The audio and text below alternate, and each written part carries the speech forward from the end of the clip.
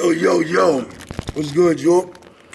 MCC, LOUD, Sean McLeod, Mr. Celebrity Trainer in the building. Part of the podcast, man. McLeod speaks word on the street. Random topics come up. I just give you all my 2 cents, yeah? So now, we're going to talk about shit that been going on in the news. And I know you all seen the news coverage about the voting rights in Georgia. Well, I happen to stay in Georgia right now. And about them moving Major League Baseball, the All-Star game, whatever, out of Atlanta to wherever the fuck, they're taking it to.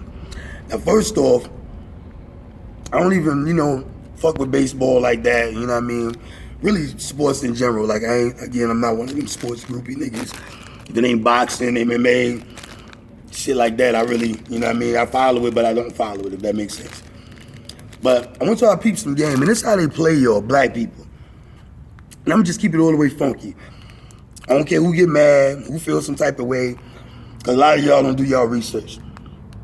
Excuse me. And you definitely don't do the knowledge on shit. Y'all just be running with emotion and dumb shit. That go for family members, everybody. It is what it is. Now, supposedly, Major League Baseball is moving the All-Star game because they don't like the new voting law that just went down in Georgia. But black people, I need you to use your head for a second. When the fuck has Major League Baseball ever gave a fuck about voting rights or black people in general? Like, they ain't not trying to be funny, nothing against my Caucasian brothers and sisters, but baseball ain't even a black sport.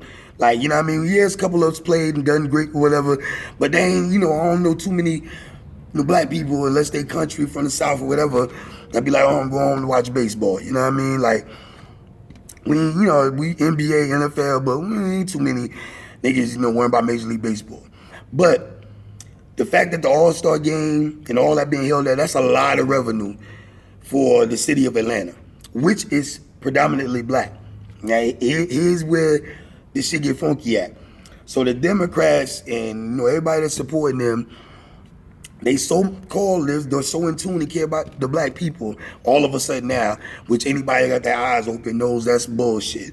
That ain't nothing but a game that they run. But now with all this shit going down, businesses are already struggling in Atlanta, which is mostly a black city.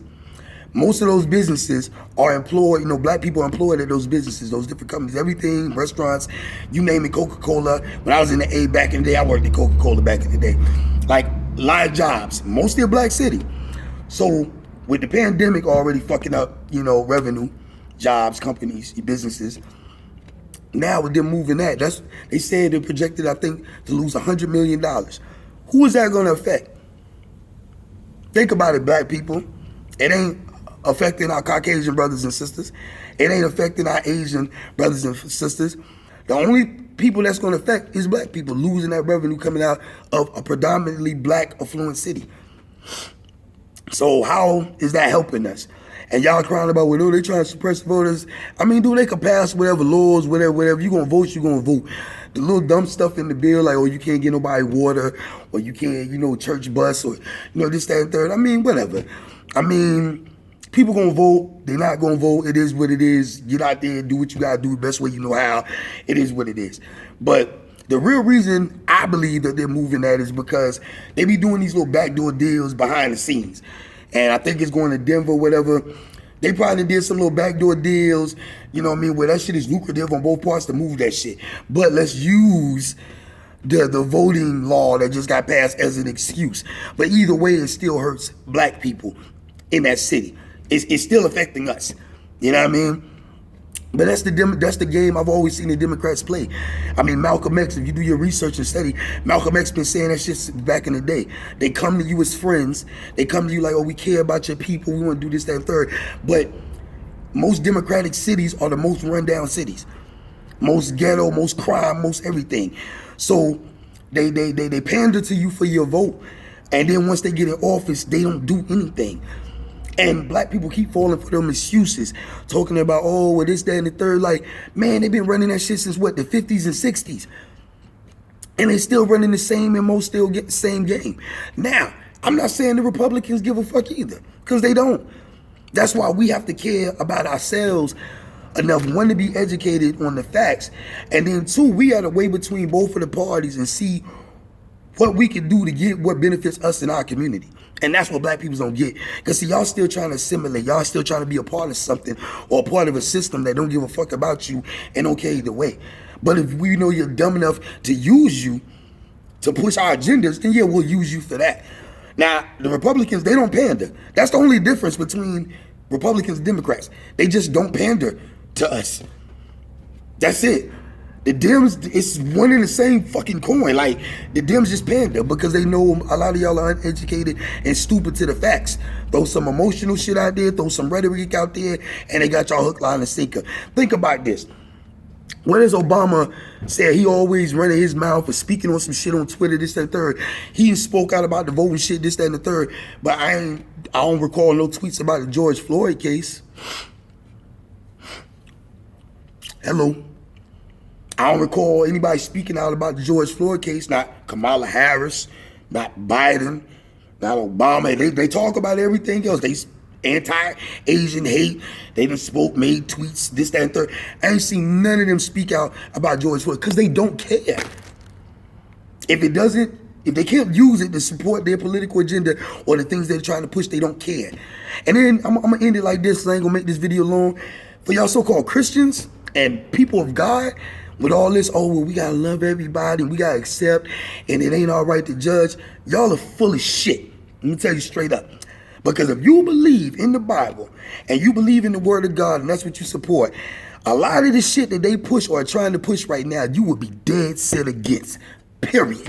It ain't even about judgment. It goes against everything you're supposed to believe in and the God you're supposed to serve.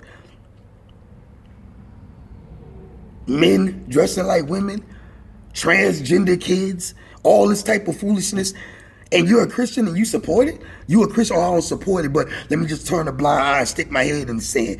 I'm scared to speak on it because I don't want to be ostracized, or I don't want nobody to think that I'm racist, I'm a bigot, I'm just that third. But you serve God. God's word is God's word. He explicitly says that's wrong. It don't say in there, well, that's wrong, but this sin wrong, so if you do this, no, those are specific. Abomination are the words he uses for that. It is an abomination. It is detestable to God. That's totally different than, it's a sin, and that's a sin. I'm not finna get into all that, but y'all know, deep down, you know you're full of shit. You're full of shit, and you're scary. You're cowards. You just hide behind your so-called faith that you really don't believe in or don't follow. Because if you did, a lot of the stuff that the Dems push is satanic, period. And it's an agenda. And you see it, and you just choose to ignore it or downplay it or make excuses for it. So you're full of shit, in essence. So, again, I don't care, friends, family, whoever, however you feel about it, truth is truth, facts are facts, and bullshit is bullshit, all right? So that's just my 2 cents, man. MWCLOUD, Sean McLeod, the realest. And bottom line is, man, trust your own information. Quit watching that TV. You know what I mean? The news and all that. It's way more news on the internet.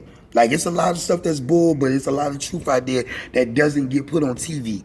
You know what I mean? Because, again, television programming, hence the word programming. You're being programmed to think a certain way. You're being programmed to accept certain things. But when you break away from that matrix and you use your own brain and common sense and what you know to just be right and wrong, you know what I mean? You don't have to follow the shit you see on the news or follow the emotional bullshit without getting the facts. You know, I've heard people say that, it was more police killings during Trump era than it was Obama and Biden. And that's a damn lie. Like, if you go back and look, like, it seemed like you heard of black people down by hands of police, seemed like every other week during them 8 years. It wasn't as many. It shouldn't be none. But it wasn't as many during the Trump era as it wasn't during Obama. And that's not saying I'm a Trump supporter. Those are just the facts. That's just the truth. You know, think of all the names. Tamir Rice, Corinne Gaines, Eric Garner, Trayvon Martin, all that. All that shit was before Trump. All of that. Sandra Bland, Philando Castile. I mean, all that was before Trump. So what was going on? What was anything being done then during that time? No, y'all niggas are just happy because, there's a black man in office. But he fighting for men to be able to use women's bathrooms. He passing laws for that type of bull. You know, to get surgery reassignment in the military, all kind of. But black folks dying by the hands of police. And he passed the Blue Murder Law during his time. The Blue Murder Law to protect police from violence. But ain't one bill or nothing been passed to protect black people from police violence. Not one. Not pushed, not done. And before I say, oh, well, you know, the Republicans would have stopped anything he was trying to do, whatever, okay, we ain't got an excuse now. They already talking about an anti-Asian bill or whatever for crimes against them, but black people ain't had one in 100 years to pass against crimes against us. But y'all stay asleep though, all right? MCCLOUD, Sean McLeod, the realest. About to go back in and get these sets in, man. But I'm going to always speak that truth, man. Hey, love it, like it, hate it, I don't care, man. I stand on it, whatever I say. You did? All right, man. Y'all have a great, wonderful day out there. One.